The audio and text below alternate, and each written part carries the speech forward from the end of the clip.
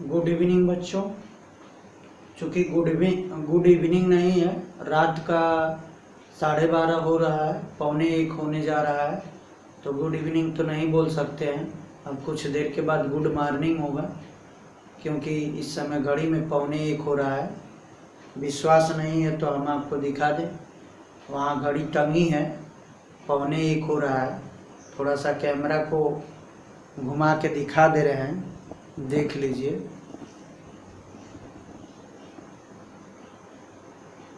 पता चल गया कितना बज रहा है, 12:45 हो रहा है। ठीक, तो आप लोग के लिए इतना तो हम मेहनत कर रहे हैं, तो मुझे आशा होगा कि आप लोग भी मेरे लिए थोड़ा सा मेहनत करेंगे। और मेहनत क्या है, मेहनत कुछ ज़्यादा नहीं है। मेरे वीडियो को थोड़ा सा लाइक शेयर सब्सक्राइब करा दीजिए। क्या करा दीजिए? लाइक शेयर सब्सक्राइब करा दीजिए। तो पता चल गया कितना बज रहा है। घड़ी फेल नहीं है, सही है। ठीक, तो अगर विश्वास नहीं है तो एक और घड़ी है मेरे पास, विश्वास नहीं है तो देख लीजिए इस घड़ी को कितना हो रहा है। ठीक, तो आप लोग के लिए इतना मेहनत कर रहे हैं, तो आप लोग भी हमारे लिए थोड़ा सा मेहनत करिए। जितने लोग देख रहे हैं गिन के 10-10 सब्सक्राइबर बढ़ा दीजिए, शेयर कर दीजिए, लाइक कर दीजिए, ऐसे जगह भेजिए 10 लोग सब्सक्राइब कर दें, शेयर कर दें, ताकि हमें फ़ायदा हो कुछ भी। इतना मेहनत कर रहे हैं आप लोग के लिए। तो हमें पढ़ना है इलेक्ट्रिक फील्ड लाइन। ये क्लास 10 में ही पढ़े होंगे फिजिक्स में, इलेक्ट्रिक फील्ड लाइन क्या होती है आप जानते भी हैं। ये एक इमेजिनरी लाइन होती है। ठीक, तो इलेक्ट्रिक फील्ड लाइन आप क्लास 10 से ही पढ़ते आए हैं।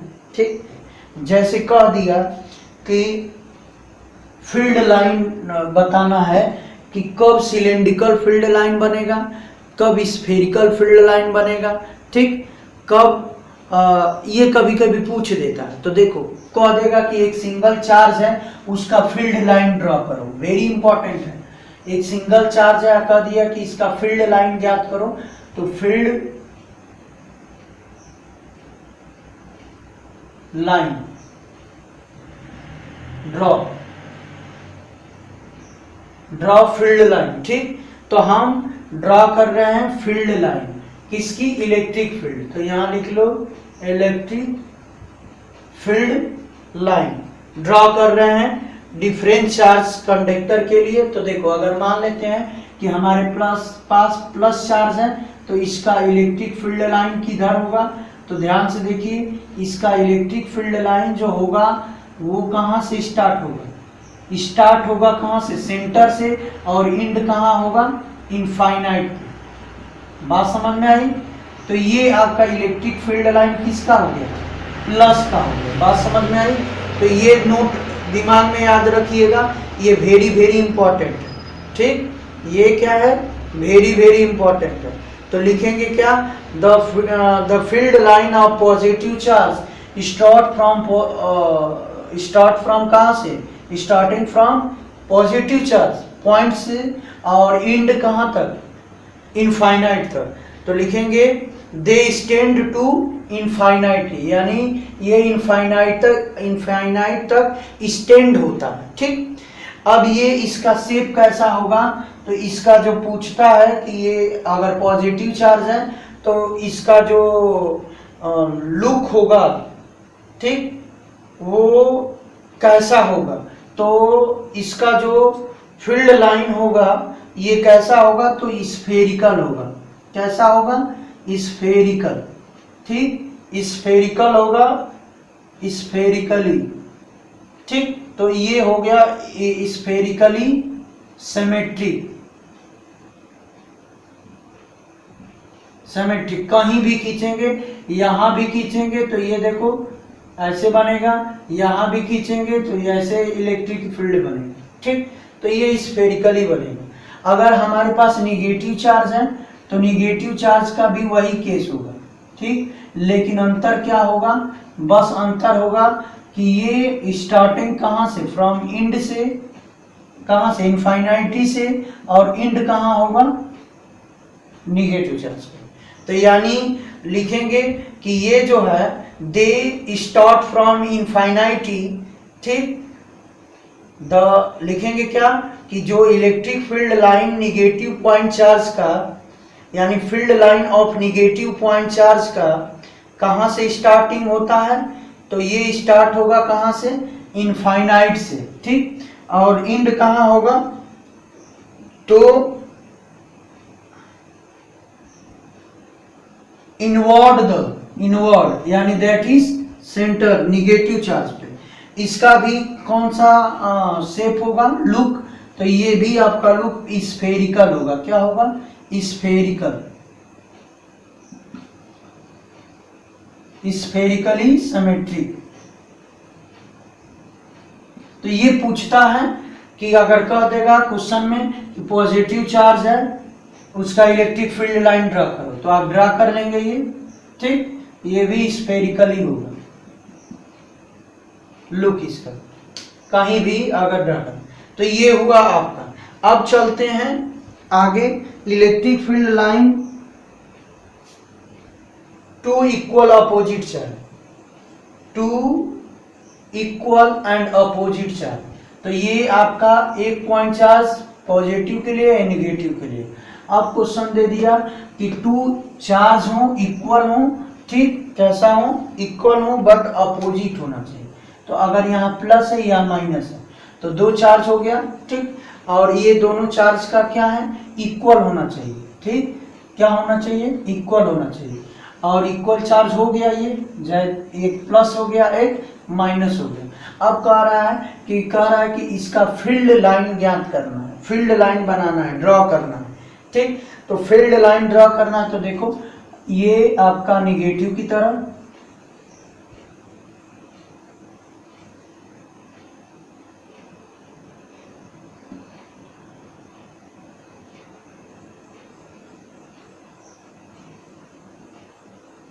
तो प्लस से क्रिएट होगा,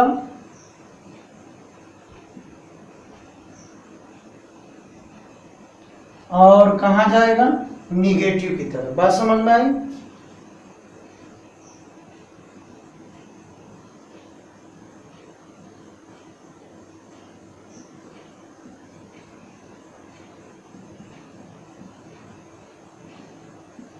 ये बनेगा, बात समझ में आई।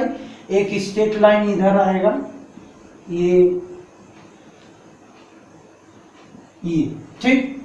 तो ये आपका क्या है, दो चार्ज हैं और दोनों चार्ज इक्वल हैं, और एक पॉजिटिव प्लस है, एक अपोजिट साइन के हैं। तो इसका इलेक्ट्रिक फील्ड कैसा होगा, ये होगा। बात समझ में आई। इस इलेक्ट्रिक फील्ड कैसा, अब इसका लुक कैसा है, तो एक सिलेंड्रिकल टाइप का है। कैसा है, तो सिलेंड्रिकल टाइप का है।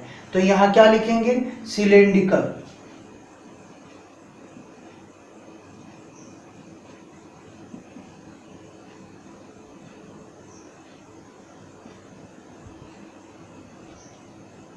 Cylindrical symmetry.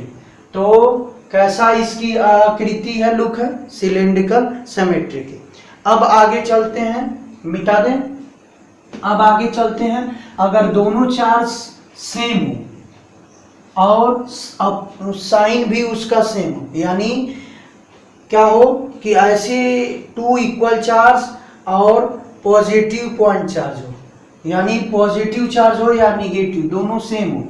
दैट मान लो ये प्लस प्लस है, ठीक। यहाँ अपोजिट साइन लिए थे, अपोजिट चार्ज लिए थे, इक्वल लिए थे, लेकिन अपोजिट चार्ज, यहाँ इक्वल चार्ज है और अपोजिट इक्वल है, ठीक। और इसका अपोजिट साइन नहीं है, यानी दोनों क्या है, प्लस प्लस है, ठीक। तो यहाँ हमें लेना है पॉजिटिवली चार्ज, ठीक, इक्वल एंड पॉजिटिवली चार्ज, ठीक, या इक्वल एंड निगेटिवली चार्ज भी ले सकते हैं। तो इसका इलेक्ट्रिक फील्ड देखो क्या बनेगा, तो ये इलेक्ट्रिक फील्ड इसका बनेगा,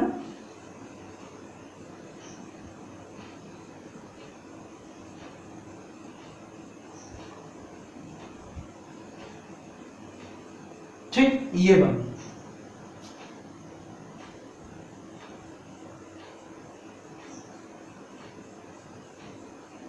ये बनेगा। बात समझ में आई। अब इसके देखो यहाँ इसका इधर हो जाएगा, ये इधर, ठीक। ये आपका यहाँ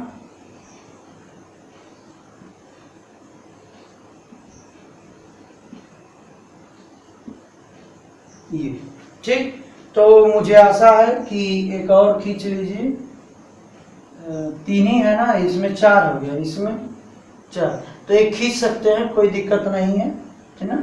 ये आपका स्टेट हो गया, ठीक। तो ये आपकी आकृति बनेगी किसकी, अगर 2 पॉजिटिव चार्ज हैं या निगेटिव चार्ज है, दोनों के लिए एक ही केस हो गया। तो ये आपका बनेगा क्या, इलेक्ट्रिक फील्ड। बात समझ में आ रहा है, इलेक्ट्रिक फील्ड लाइन बनेगा। तो ये आपका 2 पॉजिटिव चार्ज है, इक्वल है, तो कैसा इलेक्ट्रिक फील्ड बनेगा, तो ये भी कैसा बनेगा, सिलेंड्रिकल बनेगा। कैसे मालूम, देखो सिलेंड्रिकल टाइप का है,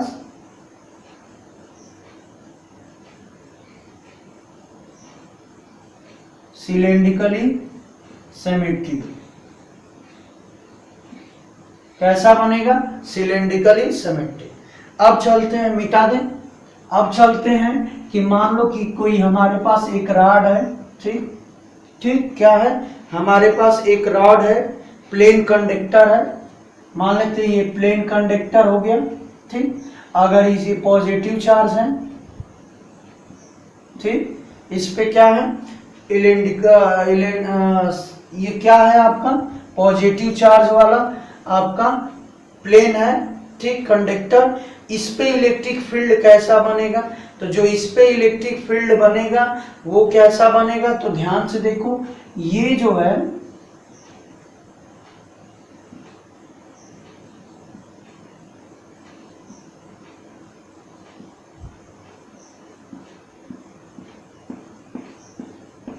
ये होगा, तो ये आपका क्या बनेगा, इलेक्ट्रिक फील्ड लाइन। ये बीच में ये प्लेन है ना, तो ये चूंकि यहाँ एक प्लस होना चाहिए, ये आपका इलेक्ट्रिक फील्ड लाइन होगा, ठीक। तो ये है आपका इलेक्ट्रिक, सॉरी इसके लिए इधर होगा, ये होगा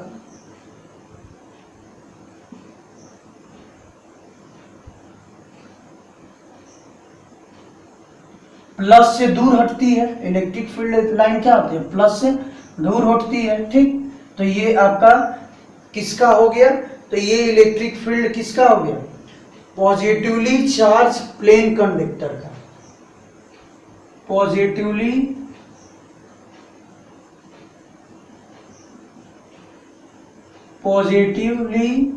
प्लेन कंडक्टर। तो ये हो गया पॉजिटिवली प्लेन कंडक्टर का इलेक्ट्रिक फील्ड। अगर निगेटिव दे देगा तो कैसे बना लेंगे, तो निगेटिव देगा तो ध्यान से देखो कैसे बनेगा।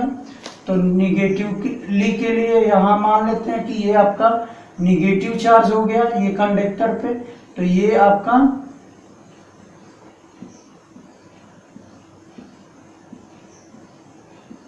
तो इसके इधर आएगा, बात समझ में आ, निगेटिव की तरफ ये होगा, ठीक। तो ये निगेटिव चार्ज हो गया। अब बताओ ये कैसा है, इसका शेप कैसा आ रहा है, बताओ। इसका शेप जो है आप ध्यान से देखिए, तो इसका शेप क्या है, normal to the surface of the conductor and parallel, क्या है, एक दूसरे के पैरेलल है। बात समझ में आ गई, तो ये बनेगा, ठीक। तो मिटा दें। अब आगे देखिए, तो ये था इलेक्ट्रिक फील्ड लाइन, मैंने सब पे नियर केस बता दिया। इसी टाइप का आपका फिगर आएगा, बनाने के लिए कह देगा, तो आप याद रहना चाहिए आपको, ठीक। और मुझे आशा है कि बना लेंगे, ठीक। अब चलते हैं relation between electric field strength, relation between electric field strength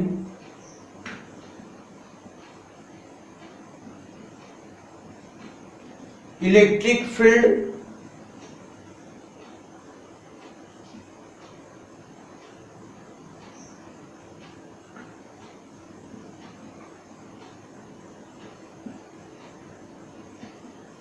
electric field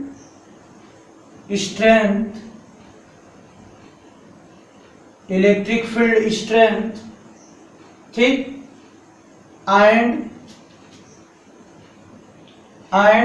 क्या दिया है, density of line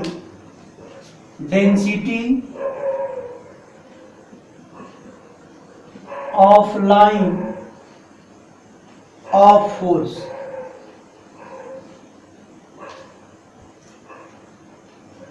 line of force, ठीक। अब ध्यान से देखिए क्या रिलेशन होता है, इसको समझते हैं, ठीक। तो इलेक्ट्रिक फील्ड स्ट्रेंथ जो होता है ये प्रोपोर्शनल होता है density of the force line. यानी लिखेंगे, ध्यान से देखो, strength electric field strength is directly proportional to density of line of force।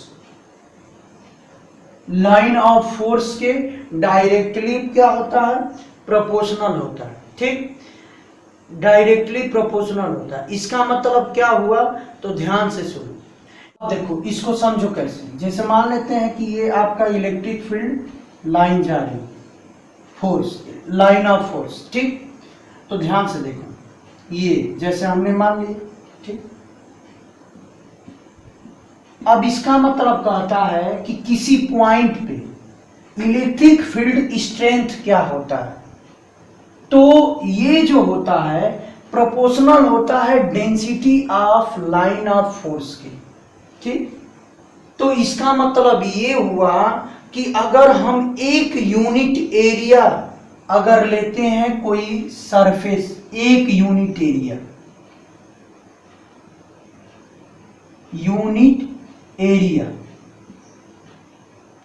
अगर कोई एक यूनिट एरिया अगर एलिमेंट लेते हैं उसको नॉर्मली फील्ड के, इलेक्ट्रिक फील्ड के नॉर्मली रखते हैं उस पॉइंट पे, तो जितनी लाइन पास कर जाए वही कहलाती है density of line of force. यानी एक यूनिट एरिया वाले प्लेट को या एलिमेंट को इस इलेक्ट्रिक फील्ड में नॉर्मली रखें, इलेक्ट्रिक फील्ड के नॉर्मली, तो जितना इलेक्ट्रिक फील्ड लाइन इसको कट कर दे या इससे पास कर जाए या कट कर दे, ठीक, तो उसको कहते हैं density of line of force, ठीक। तो यही कहने का मतलब है। जैसे यहां रख दिए एक यूनिट एरिया, कितनी पास हुई, 2। अगर यहां रख दे रहे हैं तो कितना पास हुआ, एक ही पास हुआ, एक ही कट कर रहा है, तो यहाँ स्ट्रेंथ कम होगा, यहाँ स्ट्रेंथ ज्यादा होगा, ठीक, क्योंकि यहाँ डेंसिटी क्या है, ज्यादा है, यहाँ डेंसिटी क्या है, कम है। डेंसिटी क्या हुआ, मतलब कि जब कोई प्लेट को, ठीक, इलेक्ट्रिक फील्ड लाइन के 1 यूनिट एरिया होना चाहिए, रखते हैं नॉर्मली, जितना लाइन पास कर जाए उसी को डेंसिटी ऑफ लाइन कहते हैं, ठीक, ऑफ फोर्स। तो ये हो गया, ठीक। अब आगे चलते हैं, ध्यान से देखो का टॉपिक देखो। अब एरिया वेक्टर, हेडिंग डाल लो, एरिया वेक्टर क्या होता है इसको समझो। तो एरिया वेक्टर क्या होता है, सबसे पहले ये देखते हैं। तो इस सिचुएशन में, एरिया वेक्टर के सिचुएशन में सिर्फ ये मैग्नीट्यूड नहीं रखता है, ये डायरेक्शन भी रखता है, ठीक। तो एरिया वेक्टर जो होता है, एरिया जो होता है वेक्टर क्वांटिटी होता है, ठीक। क्या होता है, वेक्टर क्वांटिटी होता है, जो कि मैग्नीट्यूड और डायरेक्शन दोनों रखता है, ठीक। अब एरिया वेक्टर का डायरेक्शन क्या होता है इसको समझते हैं, ठीक। मान लेते हैं कि कोई प्लेन ले लिया मैंने, ठीक, कोई प्लेन ले लिया, ठीक, क्या ले लिया, कोई प्लेन ले लिया, इसका स्मॉलेस्ट पार्ट की बात कर रहा हूं, ठीक। अगर कोई प्लेन ले लिया तो इस प्लेन का जो नॉर्मल होगा क्या होगा, ये होगा। जैसे ये प्लेन है, इसका नॉर्मल इधर को होगा, तो जिधर ये नॉर्मल होता है उसी के डायरेक्शन में एरिया वेक्टर होता है, जिसको हम ds से डिनोट करते हैं। किससे डिनोट करते हैं? ds से डिनोट करते हैं। तो एरिया वेक्टर जो होता है उसका डायरेक्शन प्लेन के परपेंडिकुलर होता है। क्या होता है? प्लेन की परपेंडिकुलर, यानी नॉर्मल भी कह सकते हैं। क्या कह सकते हैं? नॉर्मल कह सकते हैं। यानी जैसे मान लो कि ये हमारा सरफेस है, तो सरफेस का नॉर्मल क्या होगा? ऊपर। तो ऊपर की तरफ हमारी एरिया का डायरेक्शन होगा, नीचे भी होगा, ठीक। तो ये आपका डायरेक्शन होगा इस सरफेस के लिए नीचे की तरफ, इसके लिए ऊपर की तरफ। तो ये होता है एरिया वेक्टर, ठीक, जिसको हम ds से डिनोट करते हैं, ठीक। मिटा दें। अब समझते हैं टॉपिक इलेक्ट्रिक फ्लक्स। क्या समझते हैं? इलेक्ट्रिक फ्लक्स, ये वेरी इंपॉर्टेंट है।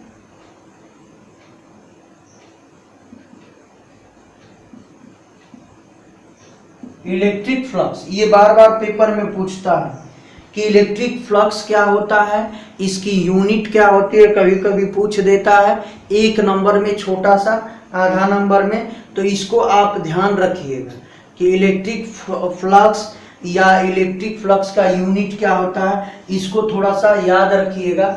तो ध्यान से देखो, पहले डिफिनीशन इसका समझो। The electric field through a given area held inside an electric field is the measure of total number of electric field line of force passing normally through the area। कहने का मतलब कि अगर हमारे पास कोई एरिया है, ठीक, कोई एरिया प्लेट हो चाहे एरिया एलिमेंट हो, ठीक, अगर उसको इलेक्ट्रिक फील्ड के इनसाइड हेल्ड करते हैं, रखते हैं, और वो भी कैसा रखेंगे?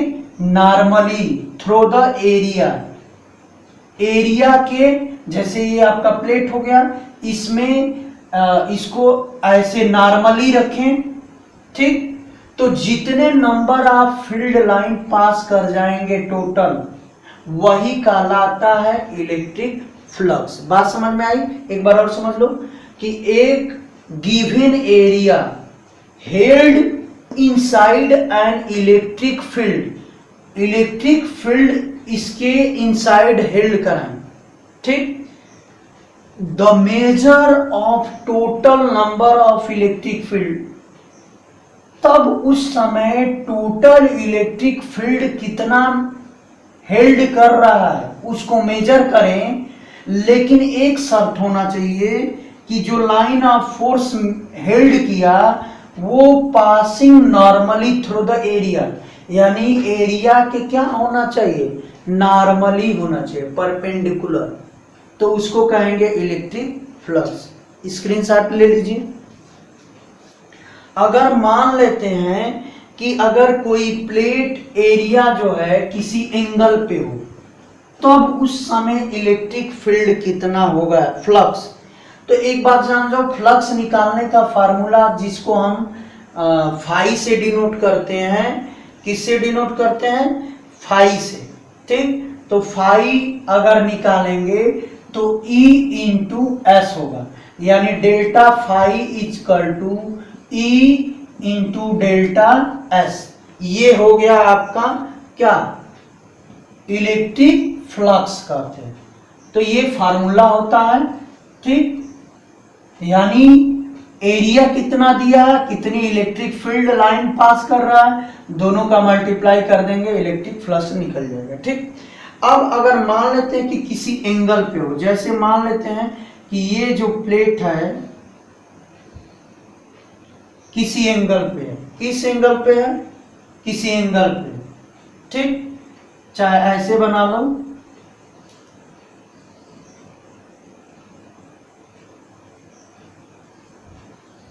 ये ये किसी एंगल पे है। तो जब किसी एंगल पे होगा तो इलेक्ट्रिक फील्ड फ्लक्स क्या होगा, तो ध्यान से देखो इलेक्ट्रिक फ्लक्स क्या होगा। तो हमने पढ़ा था कि इलेक्ट्रिक फ्लक्स क्या होता है, electric field into delta S.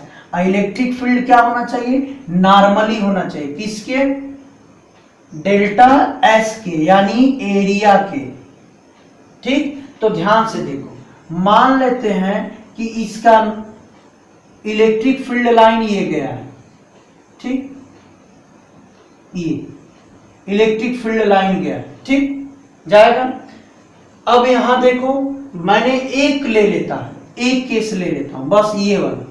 तो यहां से अगर हम नॉर्मल खींचें इसका, तो मान लेते हैं अगर theta angle electric field line बना रहा है, क्या बना रहा है, थीटा। तो ध्यान से देखो ये वाली वैल्यू क्या हो जाएगी, ये इलेक्ट्रिक फील्ड है ना ई, यहां से परपेंडिकुलर डाल देंगे तो ये आपका ई कॉस थीटा होगा कि नहीं, ये वाली जो लाइन होगी, अगर ये थीटा है तो ये वाली लाइन क्या हो जाएगी, ये जो फील्ड होगा ये इलेक्ट्रिक फील्ड क्या हो जाएगा, ई कॉस थीटा, यानी इस सरफेस के नॉर्मली, ठीक, क्या हो जाएगा, ई कॉस थीटा। तो डेल्टा ई बराबर डेल्टा फाई बराबर क्या हो जाएगा, ई कॉस थीटा, और इसकी एरिया कितनी है, ये क्या कहते हैं, प्लेट की एरिया कितनी है, डेल्टा एस। ठीक, तो ये हमारा हो जाएगा डेल्टा एस।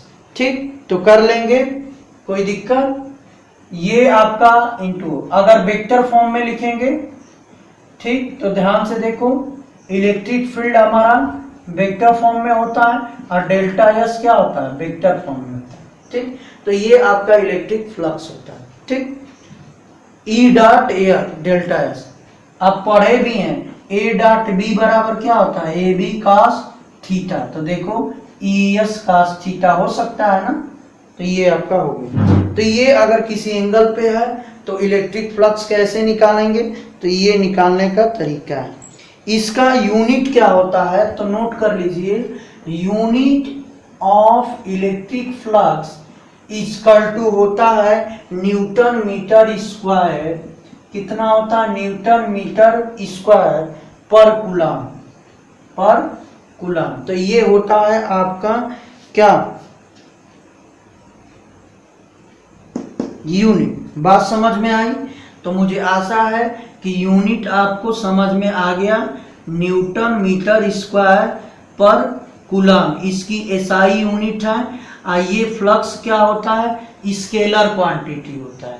कैसे मालूम, तो ध्यान से देखो, ये वेक्टर क्वांटिटी है, ये भी वेक्टर क्वांटिटी है। जब वेक्टर क्वांटिटी को वेक्टर क्वांटिटी से मल्टीप्लाई करते हैं तो वो क्या देता है, स्केलर देता है। तो ये आपका क्या हो गया, स्केलर क्वांटिटी। तो ये आप लिख लीजिए स्केलर क्वांटिटी। तो ये हो गया स्केलर क्वांटिटी, स्क्रीनशॉट ले लीजिए। ठीक, मिटा दें। अब चलते हैं Gauss theorem, very very important है गॉस थ्योरम। तो देखो गॉस थ्योरम, अगला टॉपिक है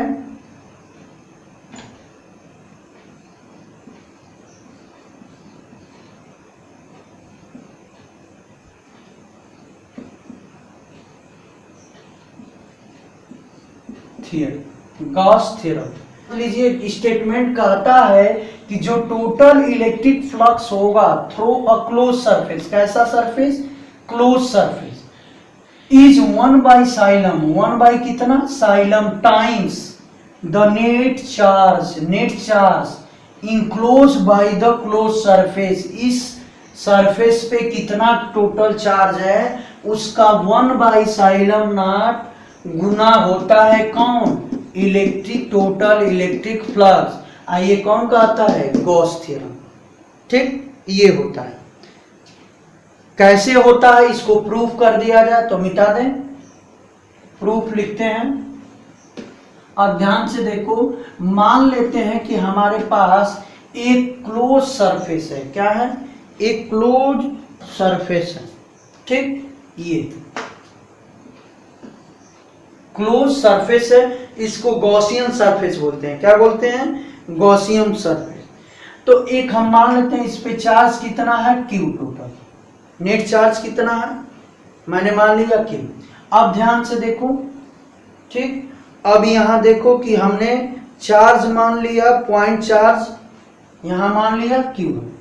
अब हम छोटा सा एरिया लेते हैं, ये छोटा सा भाग इसका एरिया लेते हैं, ठीक ठीक। क्या लेते हैं? एरिया। तो जो इस एरिया वेक्टर का डायरेक्शन होगा वो क्या होगा? ds। और इलेक्ट्रिक फील्ड जो होगा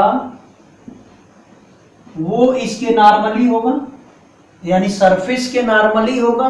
और इस सरफेस के नॉर्मली क्या होगा? ds वेक्टर होगा, एरिया वेक्टर जिसको हम बोलते हैं ds, ठीक। तो ये आपका क्या है? स्फेरिकल गॉसियन सरफेस, ठीक। क्या है? Spherical Gaussian surface.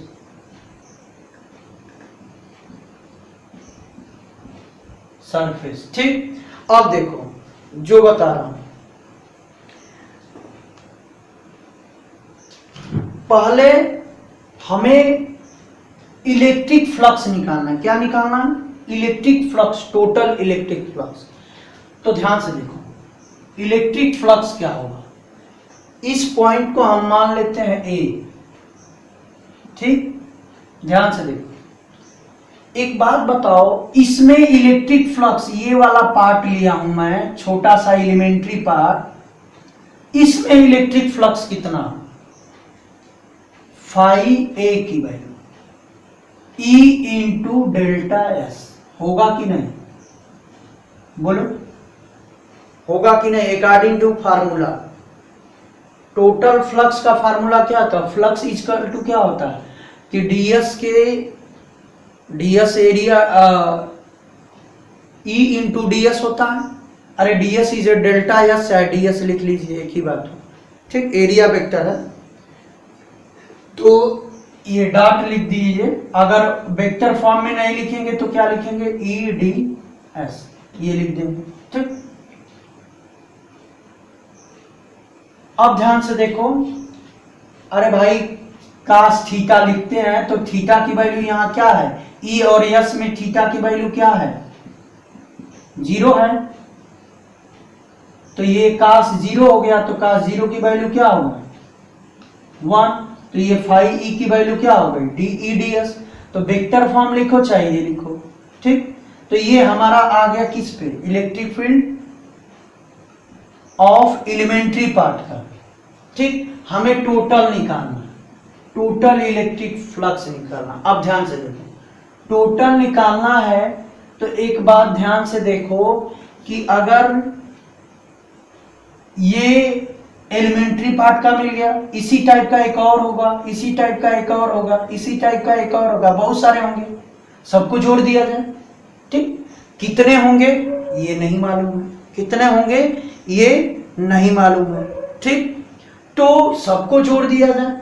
तो जोड़ने का एक तरीका होता है कि छोटे सा एलिमेंट्री पार्ट का निकाल लें और उसका इंटीग्रल कर दें तो वो टोटल का निकल जाएगा। तो इंटीग्रल कर दें ई डी एस का, यहां किसके? यस, यस नाम का क्या है? सरफेस है, क्लोज है, इसलिए ये क्लोज सरफेस। ये ऐसे बनाए हैं तो क्लोज सरफेस कहलाएगा। क्या कहलाएगा? Close spherical surface. बात समझ में आई? तो ये हो गया। अब ये बात समझ में आई? ये बात समझ में आई? इलेक्ट्रिक फील्ड का डेरिवेशन ये आपका मालूम हो गया ए पॉइंट का। तो ई डेल्टा एस का इंटीग्रल कर देंगे तो पूरा का निकल जाएगा, लिमिट रहेगा ये यस, दैट इज पूरा ये। अब इंटीग्रल क्या होता है मैथ में पढ़े होंगे, अगर नहीं पढ़े होंगे तो बस इसको इंटीग्रल जानिए, इंटीग्रल करना है, इसको बता देंगे कैसे होता है। अगर 12 का मैथ इंटीग्रल पढ़ेंगे तो उस समय समझ में आ जाएगा। फिलहाल यहाँ किसी तरह काम चला लेना है, ठीक। बात समझ में आई तो ध्यान से देखें। चूंकि इलेक्ट्रिक फील्ड है, ये ds है, तो एक बात बताओ, क्लास 11th में पढ़े होंगे डिफरेंशियल, यहाँ dx रहता है और यहाँ x तभी डिफरेंशियल होता है, ठीक।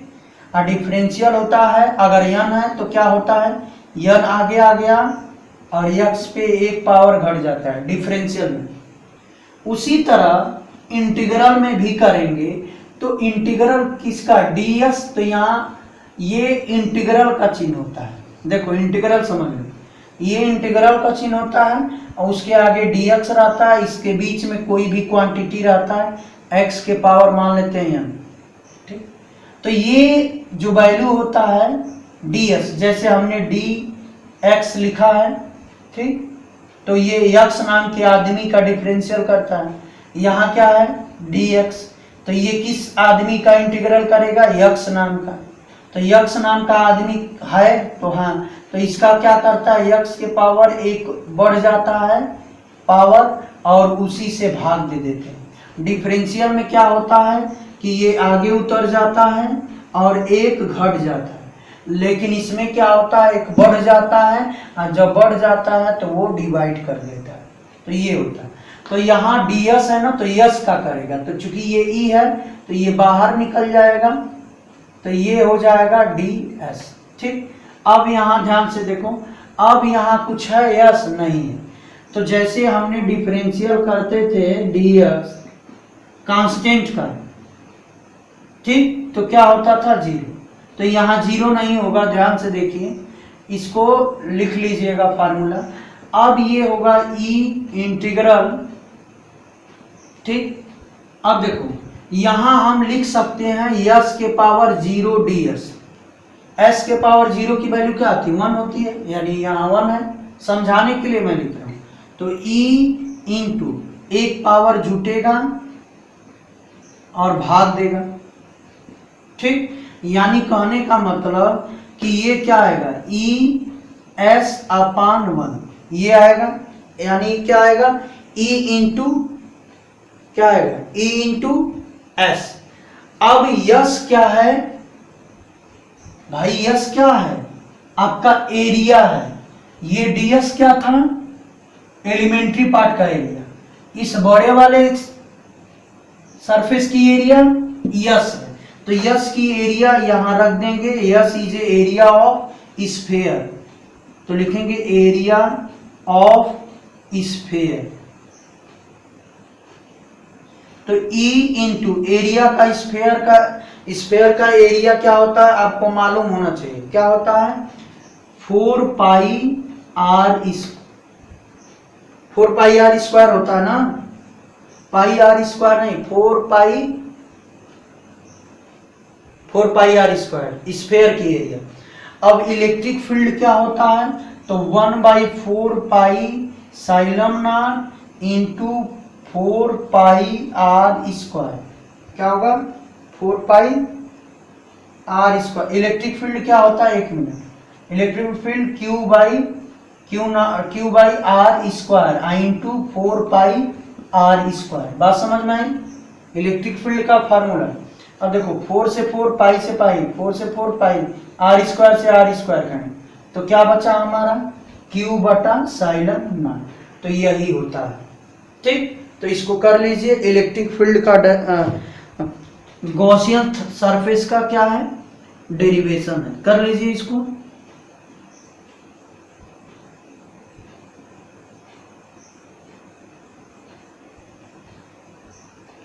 और एक बात सुन लो, गॉसियन सरफेस थ्योरम जो है सबके लिए वैलिड है, क्लोज सरफेस होना चाहिए। एक बात ध्यान दीजिए, क्लोज सरफेस होना चाहिए, क्या, किसके लिए, गॉस थ्योरम जो होता है सिर्फ वैलिड होता है क्लोज सरफेस के लिए। अब क्लोज सरफेस किसी टाइप का हो, रेक्टेंगल हो, स्क्वायर हो, जो भी हो, स्फेरिकल हो, जैसा भी हो, सबके लिए, क्यूब हो, क्यूबॉइड हो, क्यूआइड हो तो सबके लिए फॉलो करेगा। बात समझ में आई?